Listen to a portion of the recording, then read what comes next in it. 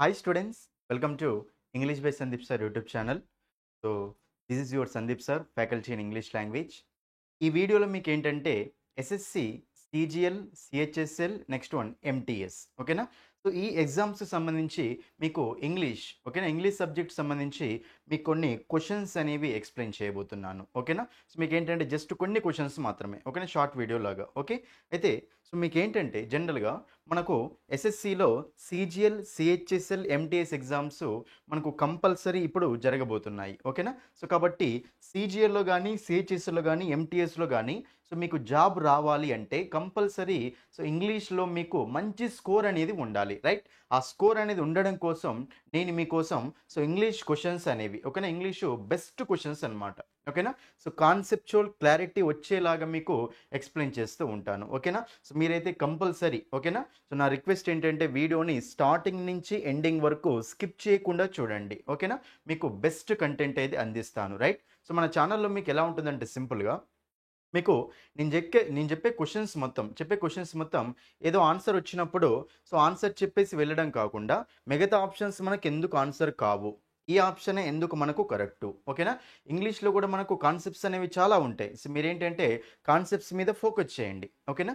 English అంటే బట్టి ఇది మనకు జనరల్గా బయట ఎట్లా చెప్తుంటారంటే అది బట్టి ఇస్తూ ఉంటారు రైట్. కానీ మనకి ఇంగ్లీష్లో కూడా చాలా కాన్సెప్ట్స్ అనేవి ఉంటాయి. సో మీకు ఏంటంటే రెగ్యులర్గా నేను వీడియోస్ అనేవి రిలీజ్ చేస్తూనే ఉంటాను ఓకేనా, యూట్యూబ్లో మీకు చేస్తూనే ఉంటాను. కాబట్టి మీరు నా ప్రతి ఒక్క వీడియో చూడండి ఓకేనా, అప్పుడు మీకు ఈజీగా క్లారిటీ అనేది వచ్చేస్తూ ఉంటుంది ఓకేనా. ఇక లేట్ చేయకుండా మనము కొన్ని క్వశ్చన్స్ ఓకేనా, మీకు జస్ట్ ఒక 6 క్వశ్చన్స్ వరకు డిస్కస్ చేస్తాను ఇక్కడ రైట్. చూడండి ఇక్కడ మనకు ఫస్ట్ క్వశ్చన్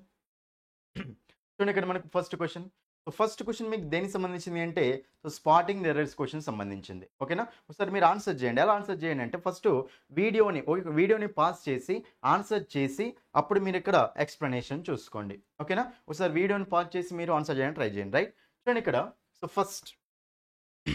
మనకు ఫస్ట్ క్వశ్చన్ చూస్తే ఐ సా సమ్ చిల్డ్రన్ ఓకేనా, ఐ సా సమ్ చిల్డ్రన్. చూడండి ఇక్కడ మనకు ఐ సా ఇది మనకేంటిదమ్మా V2నే కదా, అదేంటి చెప్పండి మనకు V2నే కదా.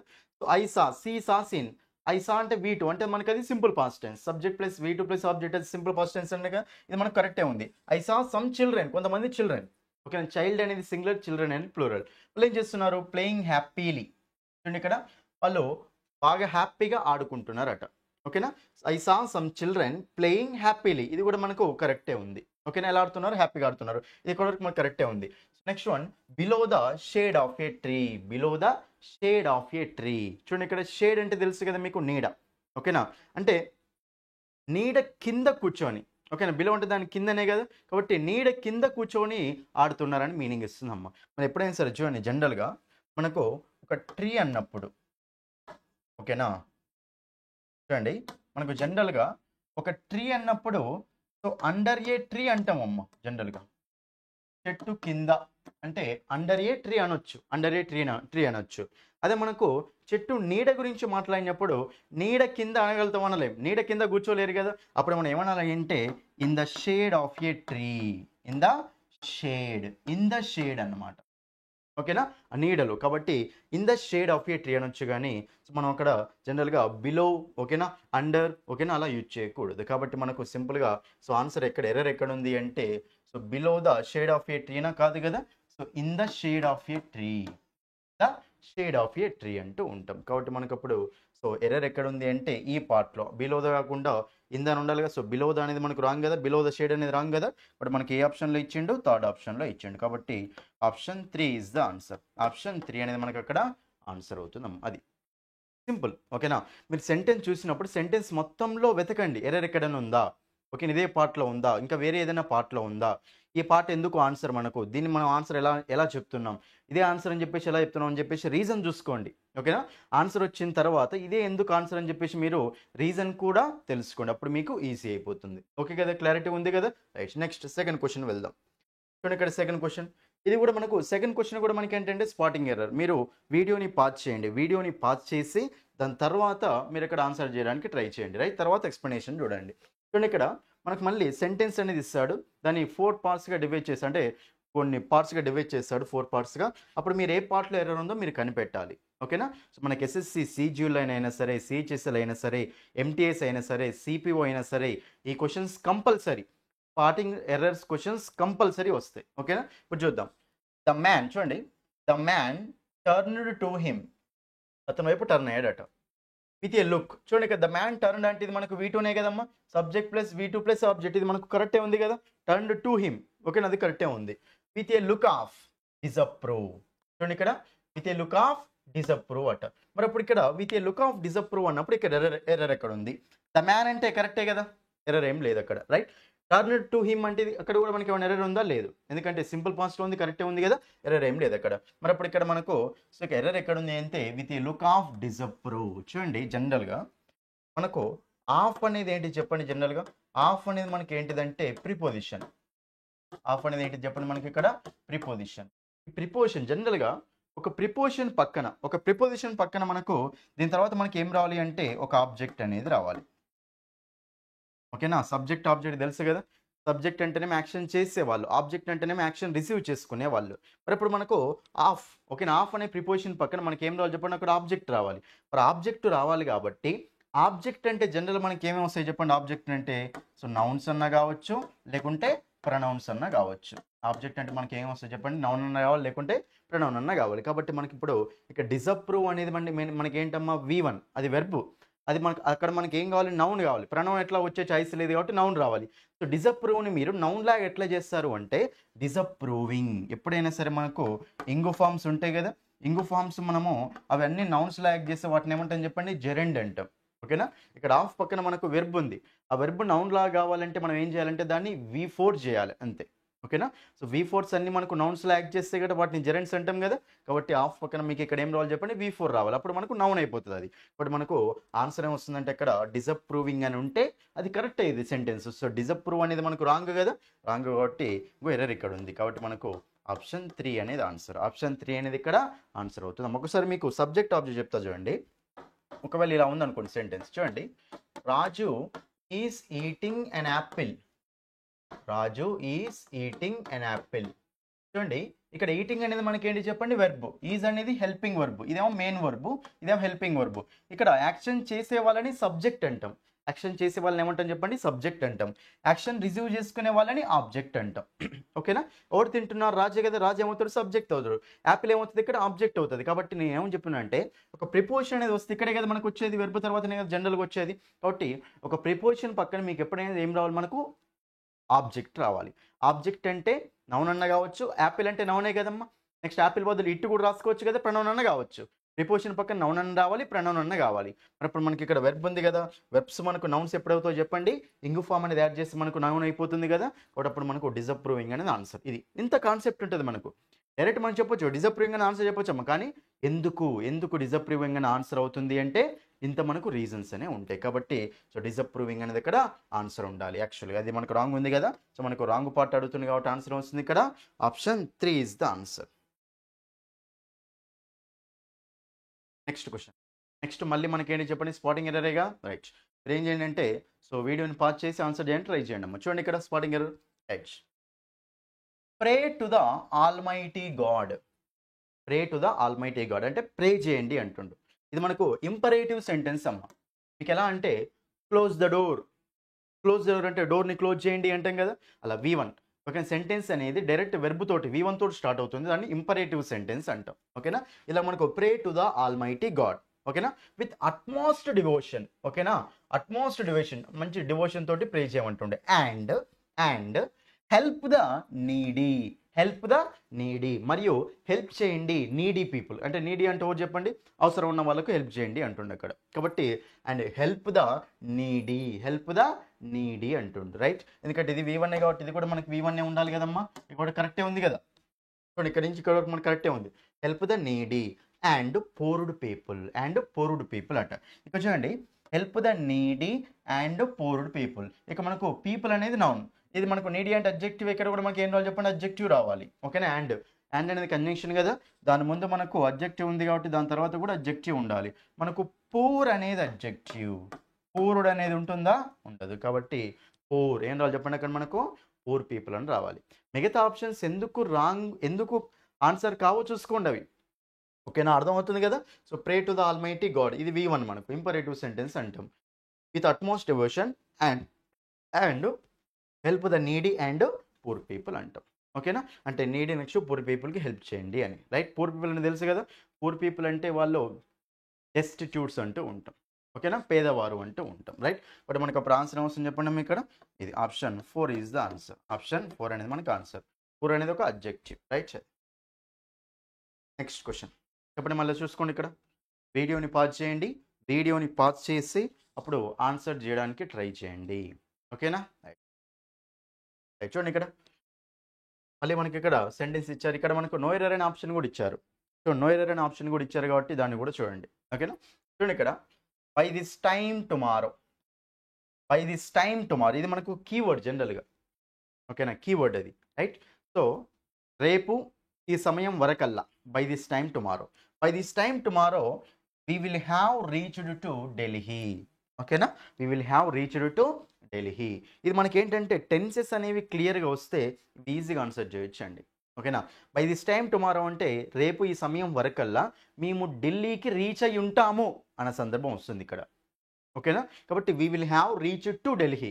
ఇక్కడ మనకు జనరల్గా by this time tomorrow, general మనకు by this time tomorrow, by this time next week, by this time next year అని వచ్చినాయి అనుకోండి. అప్పుడు టెన్స్ అనేది ఎందులో ఉండాలి అంటే ఫ్యూచర్ పర్ఫెక్ట్ టెన్స్లో ఉండాలి. ఫ్యూచర్ పర్ఫెక్ట్ టెన్స్ అంటే మనకు will have, shall have plus V3నే కదా. కాబట్టి ఇక్కడ మనకు we will have reached, okay కరెక్టే ఉంది. ఓకేనా, వీకి షెల్ రావచ్చు, విల్ రావచ్చు, అది రాంగ్ ఏం కాదు. మనకు యాక్చువల్గా విల్లే యాక్చువల్గా షెల్లే రావాలి, కానీ విల్లు కూడా వాడవచ్చు మనం. ఓకేనా, కానీ ఇక్కడ మనకి ఎర్రర్ ఎక్కడ ఉంది అంటే టు ఢిల్లీ అమ్మ. ఇక్కడ చెప్పండి, ఇక్కడ టు ఢిల్లీ ఉంది కాబట్టి మనకి అక్కడ we will have reached Delhi, to Delhi కాదు. ఓకేనా, సో మనకు టు ఢిల్లీ అవసరం లేదు ఇక్కడ. ఓకేనా, 2 అనేది అవసరం లేదు కాబట్టి రాంగ్ ఉంది కదా. సో మనకు ఆప్షన్ 4 ఈజ్ ద ఆన్సర్. ఓకేనా, చూడండి I reached Mumbai, I reached to Mumbai కాదు. ఓకేనా, we reached home, we reached to home కాదు. అరైవ్డ్ ఎట్ ఉంటుంది, కానీ రీచ్డ్ తర్వాత మాత్రం ప్రిపోజిషన్ అవసరం లేదు. ఓకేనా, we reached home, they reached Mumbai, they reached Delhi, అలా యూజ్ చేసుకుంటూ వెళ్ళాలి, రైట్. నెక్స్ట్ ఇంకో పాయింట్ కూడా చెప్తాను చూడండి. ఇక్కడ మీకు జనరల్గా మీకు ఇక్కడ ఫ్యూచర్ వచ్చినప్పుడు చూడండి, మీకు టుమారో, ఓకేనా, నెక్స్ట్ వీక్, ఓకేనా, నెక్స్ట్ ఇయర్ ఇలా ఉన్నాయనుకోండి. ఇప్పుడు tomorrow, next week, next year ఇలాంటి కీవర్డ్స్ ఉన్నాయనుకోండి. అప్పుడు టెన్స్ ఎందులో ఉండాలి అంటే సింపుల్ ఫ్యూచర్లో ఉండాలి. ఎందులో ఉండాలి చెప్పండి, మనకు సింపుల్ ఫ్యూచర్ టెన్స్లో ఉండాలి. సింపుల్ ఫ్యూచర్ అంటే స్ట్రక్చర్ ఏముంటుంది చెప్పండి అమ్మ. Subject plus will or shall, subject plus will or shall plus V1 plus object అంటాం.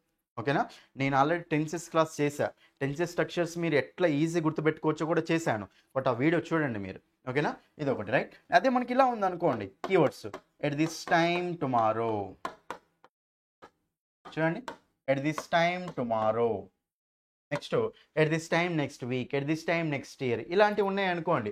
అప్పుడు మనము ఏ టెన్స్లో యూజ్ చేసుకోవాలి అంటే ఫ్యూచర్ కంటిన్యూస్లో యూజ్ చేసుకోవాలి అమ్మ. ఏ టెన్స్లో యూజ్ చేసుకోవాలి, ఫ్యూచర్ కంటిన్యూస్ టెన్స్లో యూజ్ చేసుకోవాలి. స్ట్రక్చర్ ఏముంటుంది చెప్పండి. కంటిన్యూస్ అంటే ఏంటి, మెయిన్ వర్బ్ ఏముండాలి, V4 కదా. బట్ మనకు స్ట్రక్చర్ ఏమొస్తుందంటే subject plus will be, shall be plus V4 plus object. ఇది ఈ స్ట్రక్చర్లో ఉండాలి ఫ్యూచర్ కంటిన్యూస్ అంటే. ఓకేనా, నెక్స్ట్ మీకు ఇంకా ఇది ఉంటుంది ఫ్యూచర్. నెక్స్ట్ మనకి ఏంటంటే by this time tomorrow, by this time next week, by this time next year ఇలా. ఓకేనా, by this time next year, by this time next week, by this time next month, by this time tomorrow ఇలా. ఓకేనా, by this time. Okay, దాంతో మీకు future reference ఉంది అనుకోండి. అప్పుడు అది ఏ టెన్స్ తీసుకోవాలి అంటే ఫ్యూచర్ పర్ఫెక్ట్ టెన్స్ తీసుకోవాలమ్మా. ఇప్పుడు వచ్చిన సెంటెన్స్ అదే మనకు. ఓకేనా, ఫ్యూచర్ పర్ఫెక్ట్ టెన్స్లో ఉండాలి. క్లియర్ రాసుకోండి ఇవి, రైట్. ఈ ఫ్యూచర్ పర్ఫెక్ట్ అంటే స్ట్రక్చర్ ఏముంటుంది చెప్పండి. పర్ఫెక్ట్ అంటే V3నే కదా main verb, subject plus will have, next shell have plus V3 plus object. ఇది మనకు స్ట్రక్చర్. అర్థమవుతుందా? కాబట్టి ఇవి ఫీచర్. ఓకేనా, సో ఫీచర్లో ఇలాంటి కీవర్డ్స్ వచ్చినప్పుడు మనం ఏ కీవర్డ్ వచ్చినప్పుడు ఏ టెన్స్లో రాసుకోవాలి, మన టెన్స్ తెలిసిన తర్వాత దాని స్ట్రక్చర్ కూడా తెలియాలి మనకు. అప్పుడు మనకు ఈజీ అయిపోతుంది. ఇది అర్థమైంది కదా మీకు సెంటెన్స్ అయితే ఇది. కాబట్టి ఇక్కడ మనకు టెన్స్ కరెక్టే ఉందమ్మా. బై దిస్ టైమ్ టుమారో అంటే we will have reached, tense కరెక్టే ఉంది, కానీ ఇక్కడ టు ఢిల్లీ అనేది రాంగ్ ఉంది. ఢిల్లీ రీచ్ తర్వాత మనకి ఢిల్లీ వస్తే చాలు కదా. సో 2 అనేది అవసరం లేదు. కాబట్టి ఎర్రర్ ఎక్కడ ఉందంటే option 4 is the answer. Clear కదా అది. నెక్స్ట్ చూడండి ఇక్కడ నెక్స్ట్ క్వశ్చన్ చూడమ్మా. నెక్స్ట్ క్వశ్చన్ మనకి ఏంటంటే ఒక ఇడియం. ఓకేనా, ఇడియం అడిగాడు. ఓకే, మీకు చూడండి ఎస్ఎస్సిలో మీకు గ్రామర్ ఎంత ఇంపార్టెంటో ఒకాబులరీ కూడా సేమ్ అంతే ఇంపార్టెంట్. ఓకేనా, మనకి ఈ రోజుల్లో అయితే 50% క్వశ్చన్స్ గ్రామర్ నుంచి, నెక్స్ట్ 50% క్వశ్చన్స్ ఒకాబులరీ నుంచి వస్తున్నాయి. కాబట్టి సో ఈక్వల్గా ఫోకస్ అనేది చేయాలి కంపల్సరీ. ఒకాబులరీని అస్సలు స్కిప్ చేయకండి, డోంట్ స్కిప్ ఒకాబులరీ. ఓకేనా, కంపల్సరీ ఒకాబులరీ డైలీ ప్రాక్టీస్ చేస్తూనే ఉండండి. ఓకేనా, రైట్. నెక్స్ట్ మీరు ఇక్కడ చూసుకుంటే ఈడియం ఏమి ఇచ్చారంటే మేడ్ ఇన్ స్పీచ్. జనరల్గా సో మేడ్ ఇన్ స్పీచ్. ఓకేనా, సో మేడ్ ఇన్ స్పీచ్ అంటే మనకు జనరల్గా మీనింగ్ ఏమొస్తుంది అంటే first public speech delivered by A person. ఒక పర్సన్ ఇచ్చిన ఫస్ట్ పబ్లిక్ స్పీచ్ని మనం ఏమంటామంటే మేడ్ ఇన్ స్పీచ్ అంటాం. ఒక పర్సన్ ఇచ్చిన ఫస్ట్ పబ్లిక్ స్పీచ్ని ఏమంటాం చెప్పండి మనము మేడ్ ఇన్ స్పీచ్ అంటూ ఉంటాం. ఏమంటాం మేడ్ ఇన్ స్పీచ్ అంటాం. ఓకేనా, కాబట్టి option 2 is the answer. Unprepared speech అంటే జనరల్గా సో మనకి ఏమొస్తుంది తెలుసా మీనింగ్ మనకు ఎక్స్టెంపోరే. ఇది రాసుకోండి నీట్గా. ఓకేనా, ఎక్స్టెంపోరే అంటే మీనింగ్ ఏంటంటే అన్ప్రిపేర్డ్ స్పీచ్. ఓకేనా, ఒక పర్సన్ అసలు ప్రిపేర్ కాకుండా అన్ప్లానెడ్ అంటూ ఉంటాం. అన్ప్లానెడ్ స్పీచ్ అంటూ ఉంటాం.